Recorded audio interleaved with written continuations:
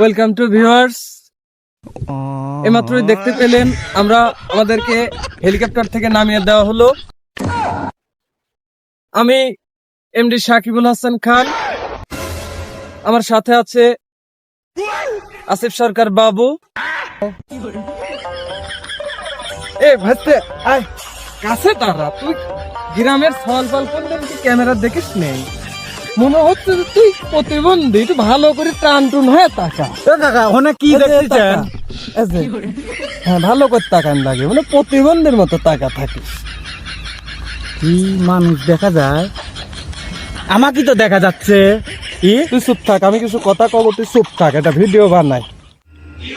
Hello guys, আজ আমরা এসেছি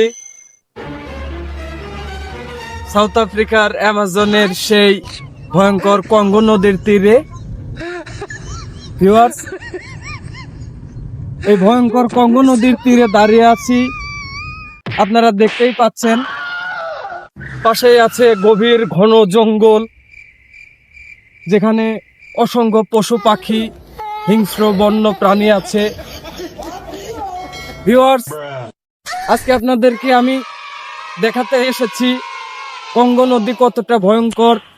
এখানে 2 দিন জীবিকা নির্বাহ করতে হলে কিভাবে থাকতে হবে, কিভাবে আগুন ধরাতে হবে, কিভাবে পানি খেতে হবে, কোনো প্রকার পানি খাবার ছাড়া কিভাবে 2 দিন, কোনো প্রকারের খাবার পানি ছাড়া 2 দিন আমরা এই কঙ্গো নদীর তীরে কাটাবো। কাকা, আপনি না আমার কইলেন যে 1 ঘন্টার জন্য নিয়ে আসবেন, ওই ক্যামেরায় করছেন 2 দিন, আর চাচিক তো পানি তো গেদা আনবেনি। এনে মিথ্যা কথা করছেন কি আপনি? এ বেটা, তুই আমার ভিডিওর সামনে আছিস,